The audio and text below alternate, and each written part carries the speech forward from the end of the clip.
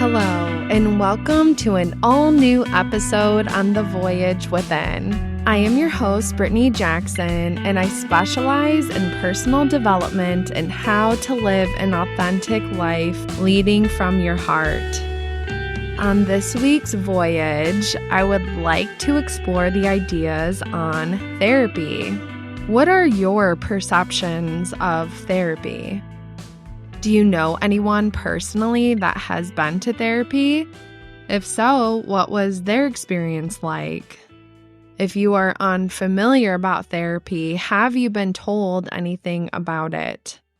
I have mentioned in previous episodes that I have experience in therapy. Therapy was first introduced to me at a young age. I would say early childhood, preteens. I was going through a lot, and my mom had suggested I try therapy. At that time, I wasn't really interested in it. I didn't want it. I felt weird and uncomfortable. I don't recall if I tried a couple different therapists, but I do remember meeting with a man and thinking this is really weird, awkward, uncomfortable. I'm not really feeling it. I'm not getting anything from it, and this is stupid. Since I was not open or interested or ready in therapy, I saw it as something that was pretty pointless. So I went about my life, going through a lot of life events and not knowing how to work through them. I didn't have coping skills or mechanisms on how to feel things properly and how to self-soothe myself or how to find solutions or how to overcome challenges. So not having all of these important tools, I self-sabotaged a lot. Instead, I turned to alcohol, I turned to marijuana, I turned to partying, I turned to relationships, anything that would help me feel better because I didn't know how to help myself feel better. So I relied on outside sources to fill a cup that only I could fill. So as an adult, I was introduced to therapy when I experienced a huge rock bottom. At 26, I was partying in an addictive relationship. We were addicted to partying and substances and each other, and it was very toxic and it was very abusive. That rock bottom woke me up to something needs to change in my life. This is very unhealthy. We tried to get sober together, and I realized that all of that trauma and pain and things that we couldn't cope with were just sitting there on the surface once the substances were removed. Just putting substances down didn't help heal all the underlying issues. I heard recently that substance use and addictions are the solution we find for the underlying things that we don't want to look at or address. So we use these other bad habits, whether it's an actual chemical or our phones or sex or gambling or watching too much TV, whatever that thing may be, even food. So the relationship continued to be abusive, toxic, uncomfortable, and I realized that not only was he the issue, but I was the issue as well. To be in that type of relationship, to engage in it, it brought out the worst in me as well. And I knew I had to remove that person from my life to try to become a better person because I could not do that in that relationship. So I left that relationship, and not too long later, another guy came into my life and made me feel alive and made me feel special again. So once again, I thought, here is another solution. And I noticed myself engaging in this pattern of thinking a relationship would fill me or heal me or fix me and doing it anyways. So I felt shame and guilt, but I also felt curiosity observing it for the first time in this sober state. So I went through that very short-term relationship, and once again, it was another toxic rock bottom. He lied to me, he manipulated me, he cheated on me. And at that point, I said, okay, like something has to change. This is starting to feel like a me thing than a them thing. Why am I attracting this kind of partner or settling for it or tolerating it? So it's time to look at myself in the mirror and heal something that is very subconscious that I can't quite identify or understand. I do want to say during this rock bottom, I had went into relationships without giving myself time and space to heal from the previous one. So part of that rock bottom was an accumulation of everything that I had been through and hadn't handled it properly. And so after that relationship, I was thinking about killing myself because I was sick of experiencing the same pain, the same brokenness, the same feeling of that I am not good enough and that maybe I don't deserve what I really desire if I can't seem to find it or attract it. I was driving down the highway one day and I was crying and, of course, getting really in that negative thinking spiral of this always happens to me. I'm not good enough.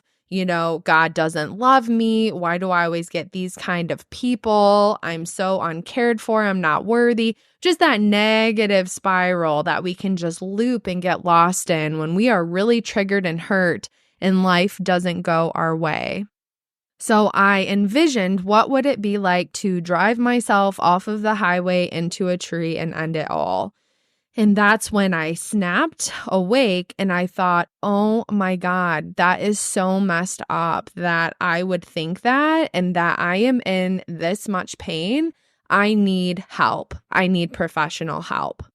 So I want to mention on that note, why do we wait to reach such a serious rock bottom before we are willing to actually reach out to somebody else and share with them how much we're suffering, how much we need help, and trying to find a solution? Why does it take so much pain? Why are we so used to having such an intense and high pain tolerance that we can go down into those depths before we are willing to get help and change? I think that there is a lot of reasonings that go into that.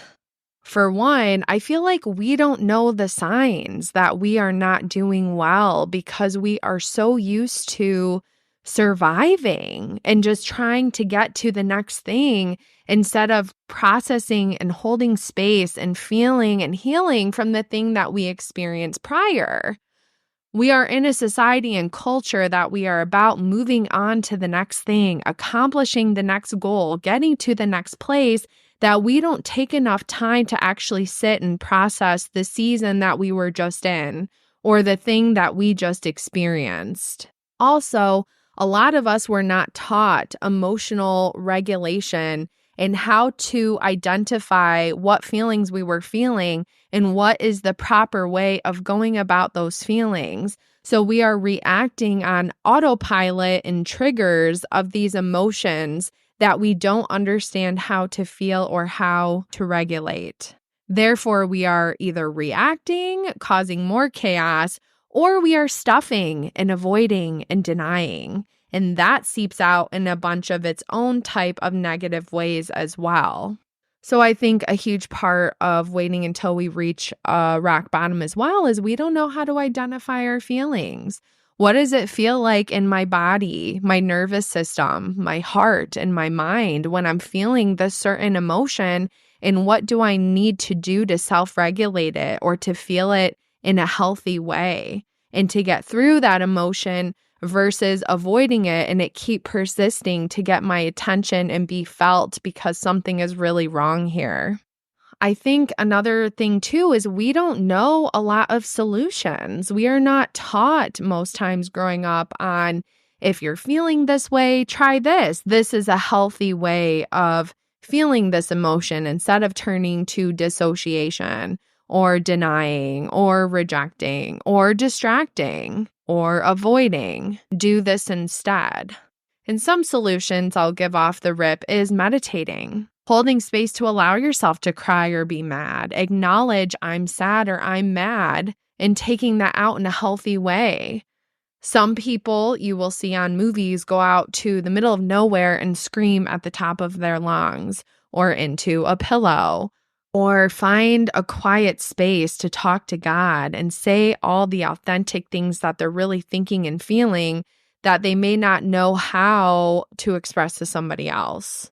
To go for a run, to go for a swim, to take a hot shower, to listen to a beautiful song that helps bring you to a better place, to dance it out, to feel good in your body, to hug your dog, to cry with your pet. There's so many different things that we can do and turn to in a healthier way. Journaling, that's another great thing, getting it out on paper. And you can always burn that piece of paper. You don't have to keep it.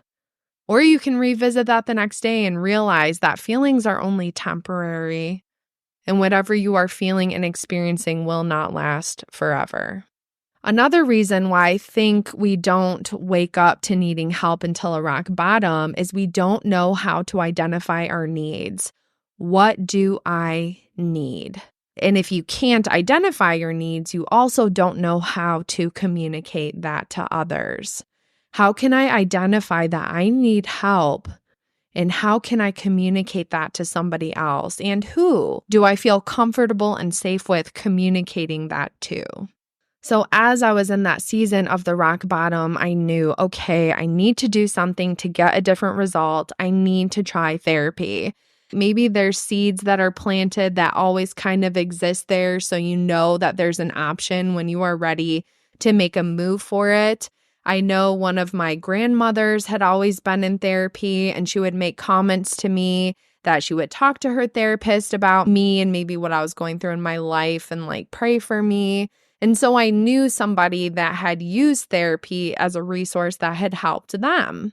Also, I had a friend in my recovery program that had been going to therapy. And I believe that I had opened up to her about how I was looking for a therapist and I was not doing well and I was really in need of one. And this year that I was pursuing therapy was just after the COVID pandemic was kind of passing with all that intensity and the shutdown and staying far away from each other. And I wasn't really working. I had lost my job. I didn't have really an insurance option at the time. And my friend said, I know somebody that works out of pocket that would work with you on a sliding scale and find a cost that would be affordable for you long term. I also had tried to look for therapists online. And at that time, there was long waiting lists because I think after COVID was when there was a lot of awakenings about therapy being an option and a lot of people considering it, realizing that we don't do good in isolation. So I didn't have a lot of options. Before I pursued this friend's option, I did get a hit on one therapist I had also been referred to that was a female. And I had met with her for an introductory appointment. And it did go really well. I pretty much just talked for an entire hour, just like vomiting my whole life story on her because I was so ready to get to the root of this stuff and do whatever I needed to do to overcome this just heartbreak and devastation I had continually felt like I had been feeling really my entire life. And so I'd scheduled another appointment with her and she had canceled on me last minute. And so we rescheduled. And then when it came to that rescheduled date, she forgot that we had an appointment and was a no call, no show. Now I could have used that and ran with it and said, you know what, forget it then. Therapy does suck. It's not for me. But instead, I knew I needed help and I wanted to heal and have a better and more full life so bad that I was willing to go to any length. So I remembered that other friend had also given me a recommendation, so I had pursued it. Long and behold, it was a male therapist. And I thought, you have got to be kidding me. I have been in these toxic, abusive relationships. I had never really had a healthy relationship with a male role model in my entire life. So that was the last person I'd wanted to talk to was a male therapist. And I'd also had that experience as a teenager that I recalled just not really liking. But I was in a different place. I'm a different person and I'm actually ready and I'm willing to do whatever it takes. So I gave it a chance. So I entered into therapy that day with resistance, some resentment, like, oh, I'm going to work with a male therapist. And I actually shared that with him in the first meeting, because if I'm going to get honest and vulnerable with him, I might as well share with him about how I'm really thinking and feeling about him in that moment. So I sat down in the chair and I'm like, I didn't have a lot of options to choose from. I was originally looking for a female therapist and that didn't work out. But I am really resistant and uncomfortable with working with a male therapist. I have had no good experiences with men, not interested in opening up to and confiding into a man. And I honestly don't really want to be here with you right now. And he responded by saying, "This is so brave of you for coming in here and sharing that with me. I am so proud of you, and I'm here to support you in any way you need." And I thought, whoa, did he really just say that? Do I really have a safe space with a man for the first time in my life? Am I seriously going to continue showing up and opening up to this person? I mean, that test of being my authentic, vulnerable self and how I was feeling and thinking and how he received it was a pretty good sign.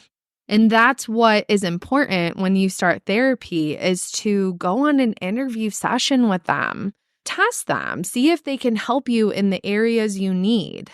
And what is the irony that I had so much damage from my inability and misunderstanding of how to actually have relationships with men, that it was going to be a man, a healthy man, that can help guide, lead, and teach me on how to relate to men better. When we are ready, God provides. They say when the student is ready, the teacher will appear. God knows what we need and when we need it in our life, and we will find a way. I honestly looked for therapists for months. It did take a while to get there, but I had faith and I believed that I would find a solution, that I was open, willing, and ready, and that it would work out for me, and it did. So I continued to see that male therapist, and I stayed single for 1.5 years to work on myself. I clearly did not know how to have a healthy relationship, and honestly, at that point, I was not ready. I was not open. I wanted nothing to do with men ever again for the rest of my life. And I remember talking to my male therapist about that, and he said, "Wow, that is really heavy armor you're wearing. That must be exhausting to carry." And I thought, dang, I am pretty bitter, right? Like, that's a lot of baggage. That's a lot of hurt to continue to carry with me. What is that going to do for me? How does that serve me? And that definitely will get in the way of me ever finding or having something that I really want with somebody. And there was also things I did on my journey as well to help heal from these experiences.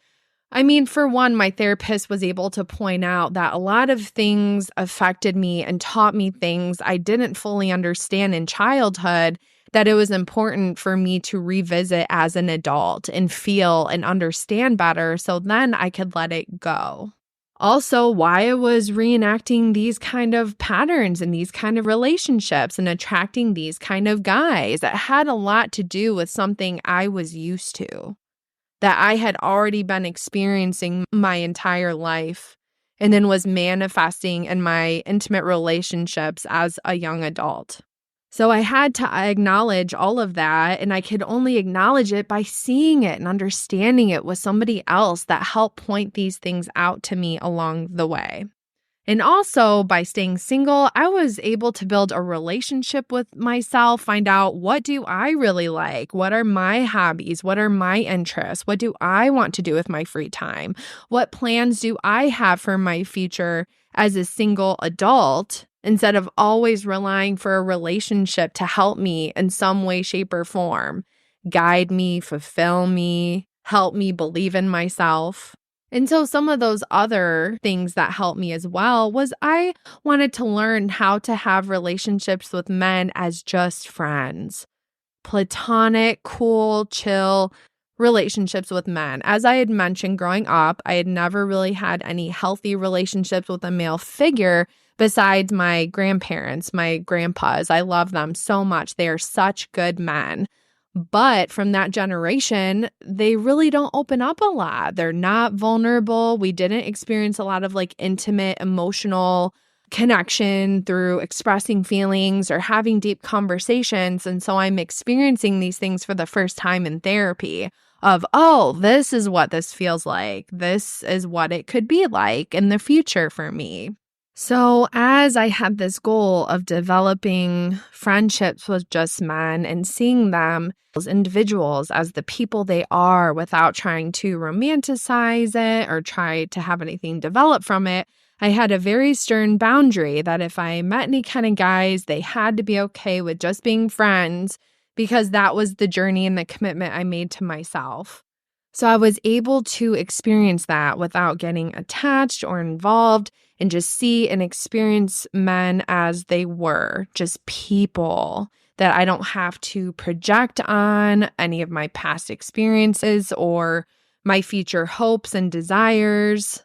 And also growing up as an only child, I didn't have a brother or anything I could learn these things with. Or with cousins, I had mostly female cousins. And the one male cousin I had, I didn't see him very often, and we didn't have a very close relationship. I also decided to read a book called Man Enough, which was recommended to me by a friend. And she said it had really helped her understand the experience of what it's like for men, being men. And I thought that's perfect because I'm trying to understand men or learn how to work with them better instead of just saying, we're too different or I'm going to hold my past experiences against them. And wow, was that book so good and enlightening for me to understand how difficult and hard it is being a man in the world too. It was really cool how the author, Justin Baldoni, shared his experiences in being a man and what he's learned in his life and from working with other men. So there was a lot I did in this single journey to help prepare me to be the person and woman that I want to be and what to offer for a future relationship. I read relationship books. I listened to relationship podcasts. I journaled about what I needed from a partner, what I was looking for, my non-negotiables about a partner, and I did all of this preparation for that season.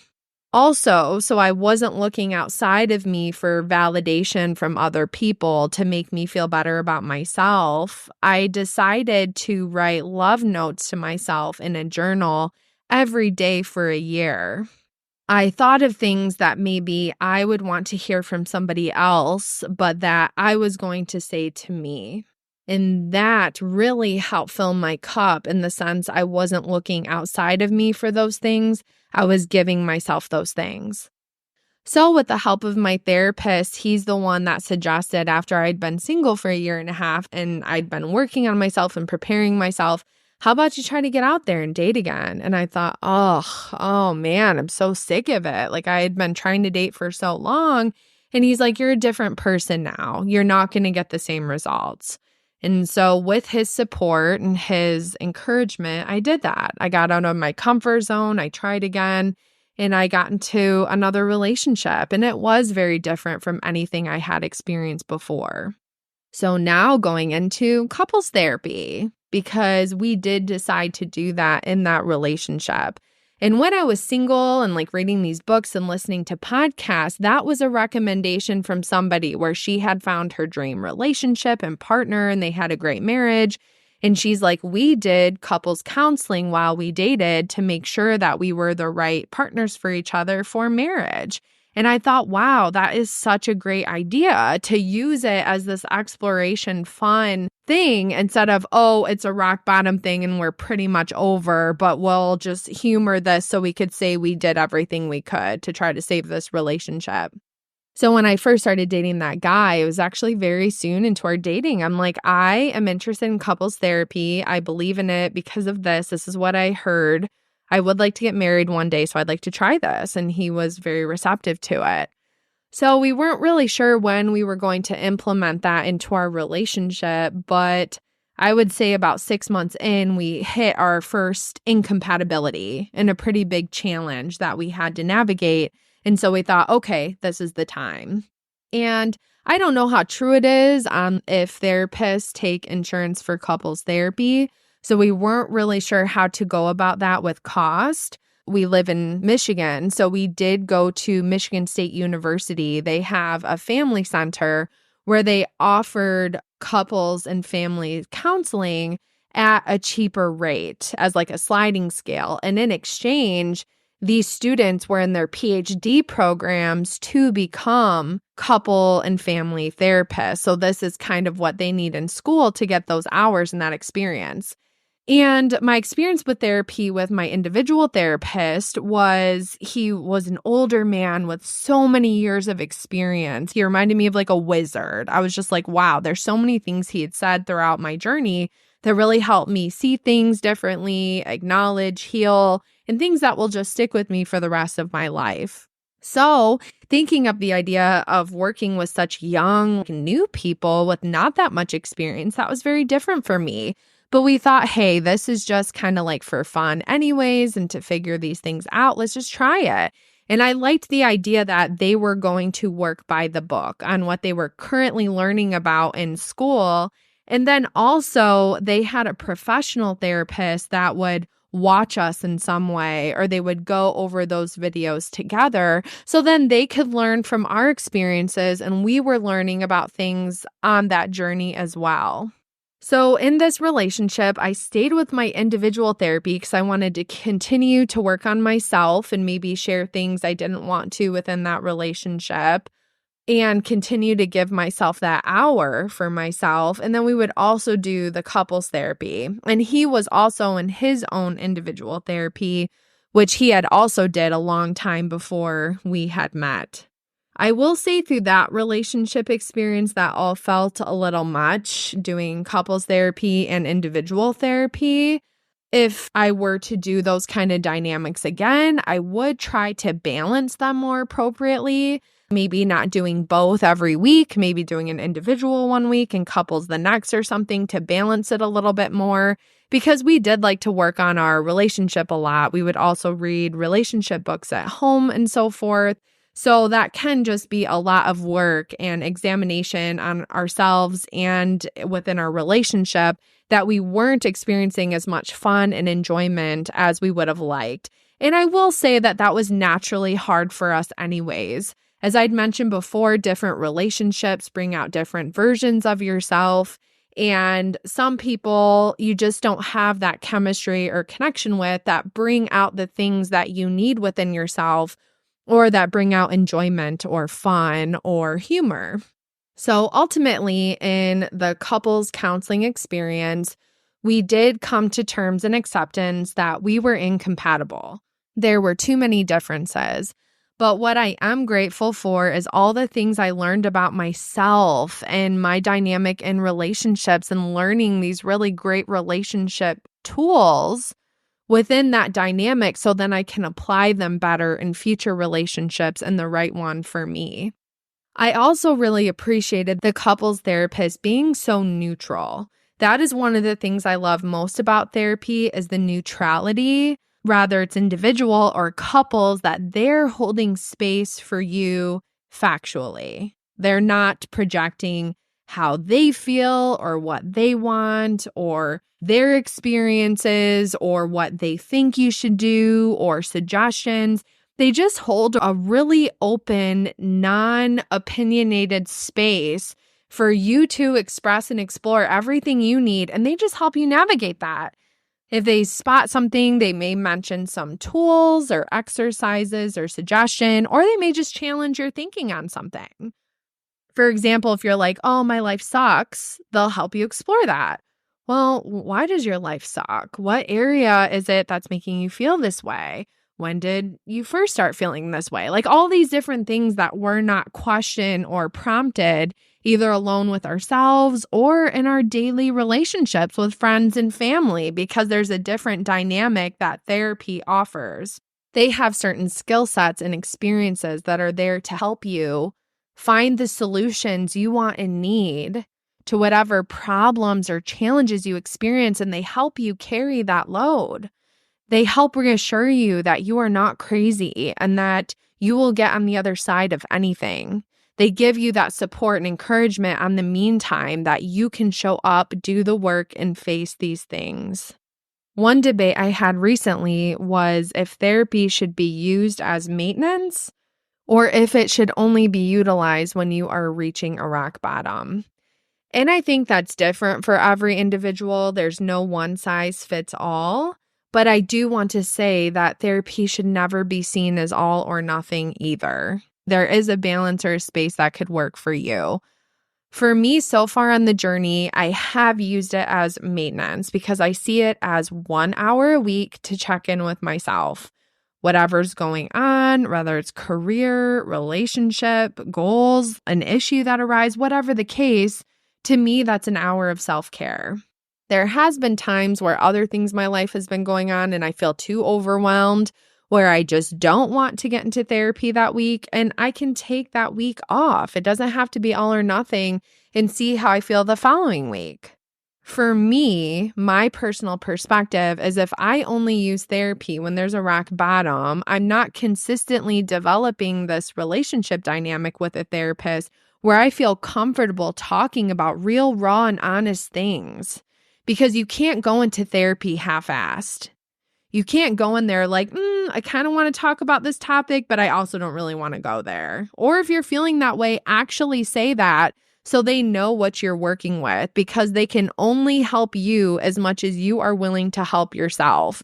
They can't identify something that you don't share. So also I want to say that therapy is a tool, and it's not guaranteed to give you the progress and the healing and the answers that you are looking for if you are not willing to put in the work. I want to mention with this guy I dated, there was things that we uncovered in couples therapy that he had never explored in individual therapy, but that I had.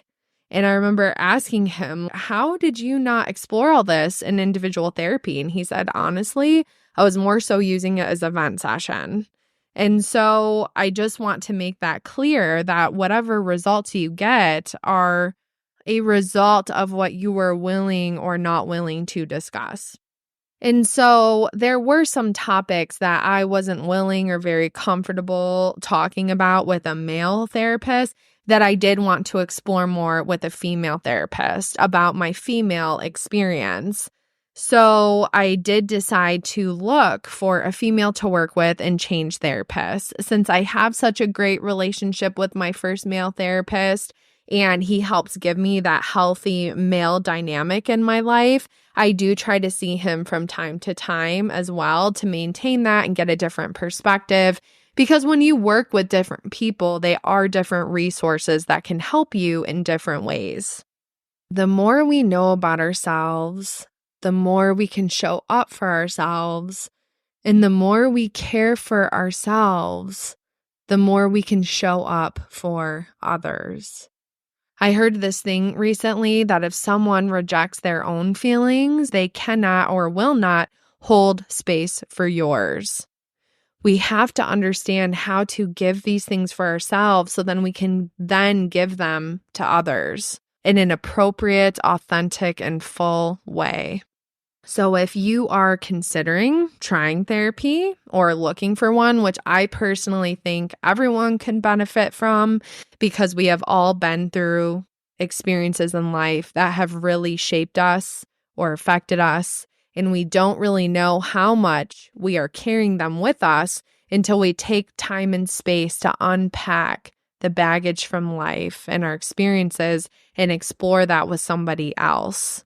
And it is such a gift to really know and understand ourselves so then we can show up more authentically and fully in our own life and share that with others and be able to show up more authentically and fully with them and have the relationships and connections that we really do want out of life and that we were created for.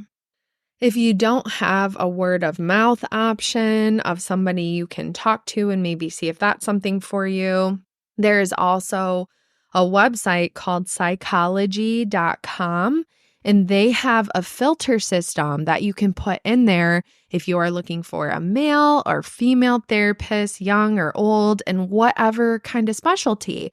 Maybe about being a parent or relationships, how to get along with parents, family dysfunction, anxiety, work, addiction, depression, like so many different filters. And you can find people that specialize in areas that you may be seeking. And if you have insurance, you can also filter that in as well. So then you can find therapists that will work with your insurance. And there's virtual and in-person options. There's so many different things that can help you take care of you for 1 hour out of your week. You can email and message these therapists and see if they are taking new clients, and then see in that first meet, do I feel comfortable with this person? Do I like this person? Do I agree with their strategies? Maybe ask them, tell them about what you want to explore and what you want to learn about, and then see if they are able to help you on your journey and if you both will be a good fit. Once again, it does not have to be all or nothing. Or if you want to set up a few different interviews and try interviewing with a few different people and see if there's a fit that works best for you. But pay attention to how you feel when you're talking with that person. And if you don't know, show up for yourself and be honest in telling that person what you're experiencing and what you're thinking, because that is the test if you will be able to continue to do that week after week. You deserve the answers and the healings that you need to get to the places you want in life.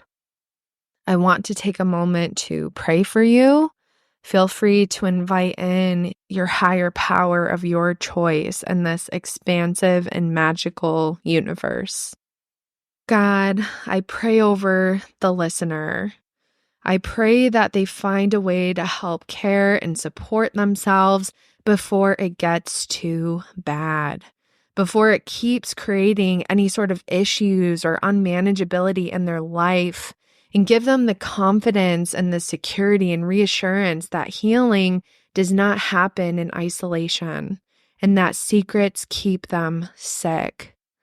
Please help give them the courage to bring whatever they need to the light and share that with somebody, and find a way to overcome any challenges or issues that prevent them from living the life and being the person that they want to be.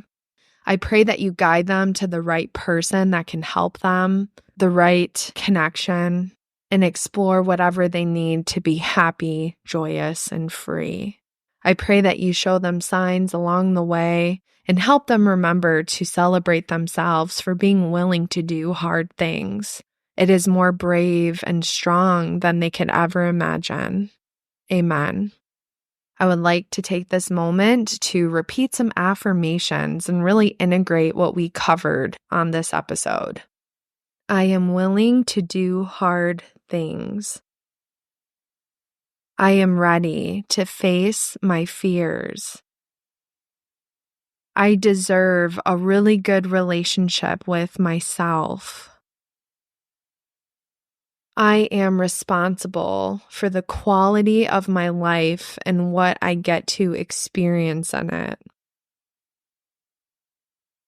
The gifts are on the other side of the challenges, and I am ready to find them. Wow, thank you so much for showing up for another episode on The Voyage Within. I am so excited to hear if this episode inspired you or taught you something new. Make sure to reach out to me on the fan page on my Buzzsprout account and anonymously let me know what you thought or where you are at. I love the feedback and engagement.